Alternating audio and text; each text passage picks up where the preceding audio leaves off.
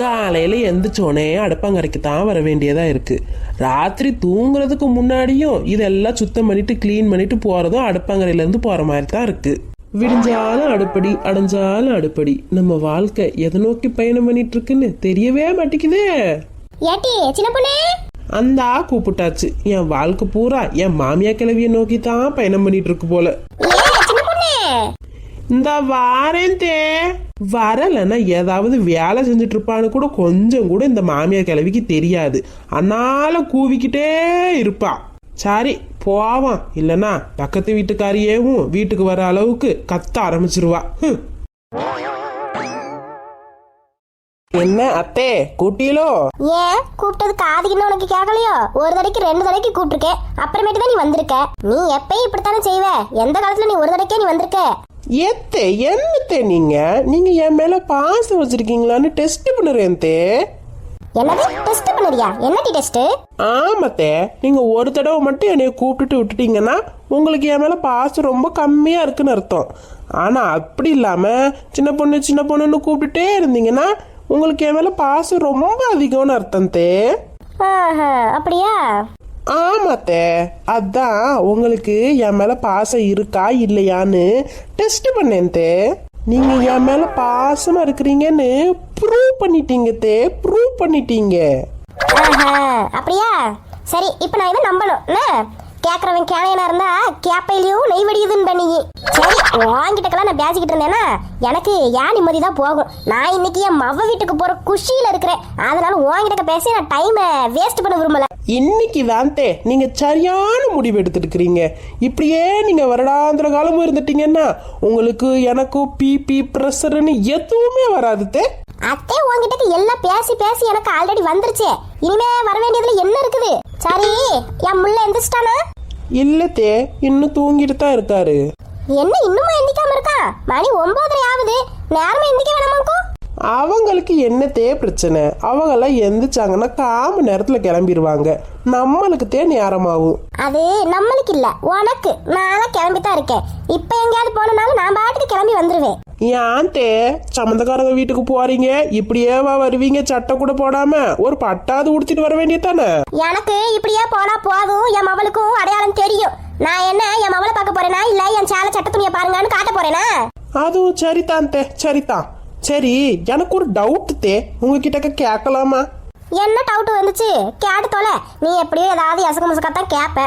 இல்ல தே, நான் எனக்கு கல்யாணம் முடிஞ்சதுல இருந்து பாத்துக்கிட்டு தான் இருக்கேன். நீங்க ஒரு நாள் கூட இந்த சட்டை போட்டதே இல்லை. ஏன் தே உங்ககிட்ட சட்டை இல்லையாக்கும்? நான் வேணா நம்ம தெரு முக்கில் இருக்கிற அந்த டெய்லர் அக்கா கிட்டக்க உங்களுக்கு சட்டையை தச்சு தர சொல்லட்டுமா? தூர போயிரு, தேவையில்லாம என்கிட்ட பேசிட்டு இருக்காது பாத்துக்கோ. ஏத்தே எனக்கு இன்னொரு சந்தேகமும் இருக்குதே, கேட்கலாமா? நீ ஒரு மண்ணாங்கட்டியும் கேட்க வேண்டாம். நீ போய் முதல்ல வேலையை பாரு போ. ஏத்தே ஒரே ஒரு டவுட் தே, அதை மட்டும் கிளியர் பண்ணுங்க தே, ப்ளீஸ் தே. கேட்டு தொலை. நான் நிறைய சட்டை சேலை துணின்னு எல்லாம் வச்சிருக்கேன் தே. ஆனா எனக்கு அந்த சட்டையை போட்டுட்டு அந்த சேலையை உடுத்துறதுக்கே நேரம் ஆகுது தே. அந்த சட்டையை வச்சுக்கிட்டு அந்த சேலையை உடுத்தி நிக்க வைக்கிறதுக்கு எனக்கு அம்புட்டு கஷ்டமா இருக்கு. ஆனா நீங்க சட்டையே போடாம அந்த சேலை நல்லா நச்சுன்னு நிக்க வச்சுட்டு எப்படித்தான் அது மேனேஜ் பண்றீங்க? எனக்கும் கொஞ்சம் சொல்லி கொடுங்களேன். நானும் சட்டை போடாம சேலையை அப்படியே ஃப்ரீயா போட்டுக்குவேன். பாத்தீங்களா? என்னத்தே சொல்லுங்க, வச்சக்கண்ணு வாங்காம என்னையே பாத்துட்டு இருக்கீங்க. நான் இன்னைக்கு என்ன அம்புட்டு அழகாவா இருக்கேன்? கேட்ட கேள்விக்கு கொஞ்சம் பதில் சொல்லுங்க தே. இப்ப நான் உனக்கு சட்டை இல்லாம சேலை எப்படி கட்டணும்னு சொல்லி தரணும். உனக்கு அதானே டவுட்? ஆமா தே, நல்லா காத்தோட்டமா இருக்கும்ல. அதோட சட்டை தைக்கிற வேலையும் மிச்சம். அதுக்கேவும் 100 ரூபா 200 ரூபான்னு செலவு பண்ண வேண்டியதா இருக்கு. இதே சட்டை போடாம நம்ம பாட்டுக்கு சேலையை கட்டிக்கிட்டோம்னா உடம்புக்கும் ஃப்ரீயா இருக்கும், காசும் மிச்சமாகும்ல. அவ்வளவுதானே, நான் இந்த சொல்லி தரேன் போரு. என்ன மாமியார் கேள்வி உடனே சரின்னு சொல்லிருச்சு.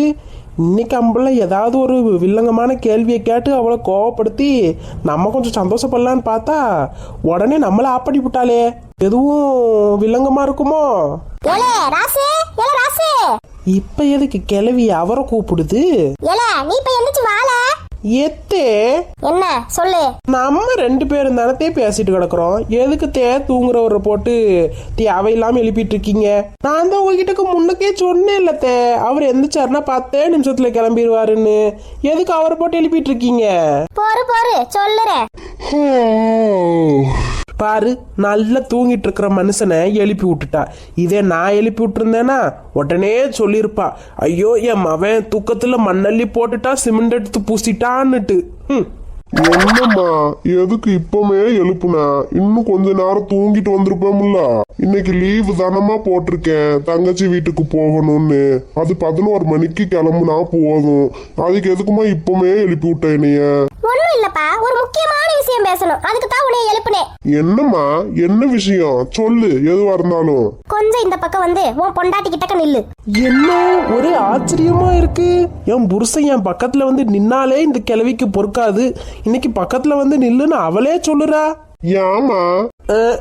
இது அம்மைக்கு மேற்பட்டது.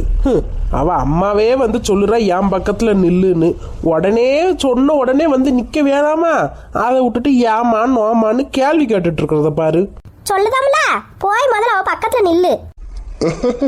போமா, காலையில என்னைய வச்சுட்டு நீ என்ன காமெடி பண்ணிக்கிட்டு இருக்கிறியா? எனக்கு வெக்கமா இருக்குமா எல்லாரும் நினைச்சு நிக்கிறதுக்கு? பரவாயில்லையே, இந்த ஆளுக்கு வெக்கமெல்லாம் வருதே. நம்ம அத்தா முகத்துல வெக்கத்தை பார்த்து எத்தனையோ வருஷம் ஆகுது. என்ன கியூட்டா இருக்காரு வெக்கப்படும் போது.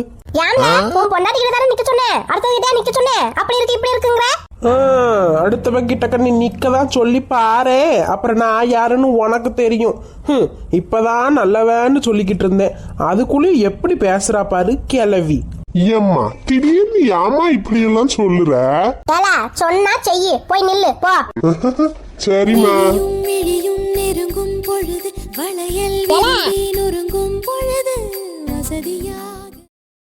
என்னம்மா? ஒன்னா அவ பக்கத்துல போய் நில்லுன்னு தானே சொன்னேன், அதுக்கு நீ இப்படி ஆள நிப்ப?